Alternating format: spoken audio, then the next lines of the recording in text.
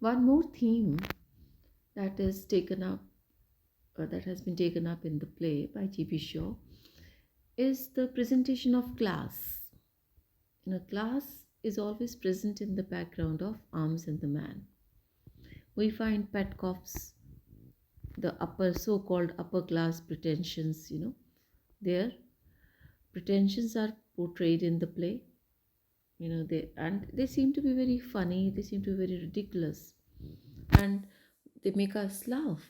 How Catherine Petkoff is proud of her library, where the family's pride in the so-called library, whereas library is nothing more than a sitting room with a single bookshelf, and it becomes a running joke throughout the play.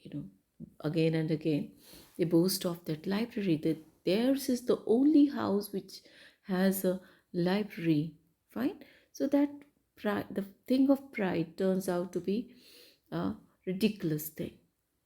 And then Shaw. Not only that, we find Catherine getting feeling very proud of the new electric bell she has got fixed in the library. Now Mr. Petkoff won't have to shout, which he nevertheless loves to do, right? So she, because it is not like upper class, like sophisticated people. So an electric bell is fixed, and because when they declare it to Bluntschli, it sounds very ridiculous. It sounds very funny. So Shaw, he is, although this is just to evoke laughter, but Shaw seems to be, more set to praise the family's local and humble roots, right? They are more grounded in their culture. So the oriental decorations of Raina's bedroom are highlighted, right? And Catherine's earthly beauty, it has been described very in too many words in the instructions, the settings of the play. So on the other hand, he seems to be making fun and condemning and mocking their attempts, Petkoff's attempts, to conform to the romantic notions of what nobility means. So nobility, to belong to a noble family, means to have this, to have that, to not to hang their clothes out, right? Not to shout, not to not to have a library, to have electric, all these things. So Raina's outdated Vianney's fashions and Catherine's tea gowns, they are more realistic. They are treated as ridiculous, because these are again attempts by these two to figure amongst sophisticated people. So going to every year going to Vienna to watch the famous those what do you call them, plays, all right? So all that is treated as ridiculous. And Luca, who belongs to a lower class, she's a servant, and how she refuses to be a servant, right? Nicola, she tells this to Nicola that I won't be a servant like you, right? So this is a demonstration of the effects of class in Bulgarian society. Because she's a servant, she's restricted by her station. She can't, uh, move in a very quick way, or she cannot show her dissent. She has to be humble, right? So she is condemned to a life, where reading of the books is considered presumptuous, as Sergius points it out when she's in the library and pretends to read a book.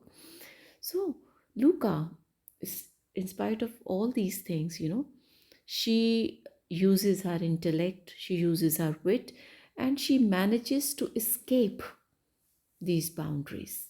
Even Nicola, he knows that Luca will not remain a servant, right? She is too not humble. She is too proud to be a servant forever, right? So she has achieved equality with the wealthy Sergius.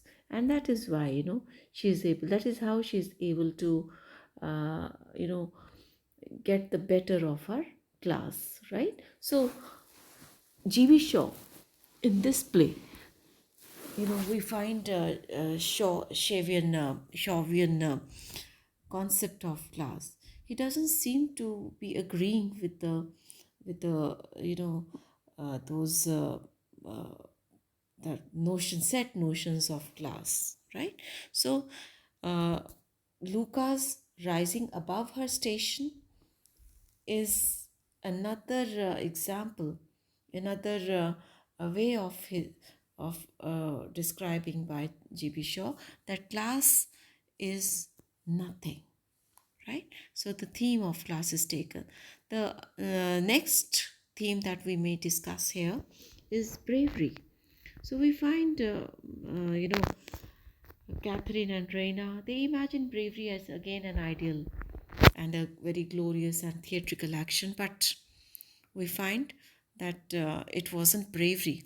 When Sergius attacked, took the cavalry against a line of machine gun, that wasn't bravery, it was a sheer stupidity, right?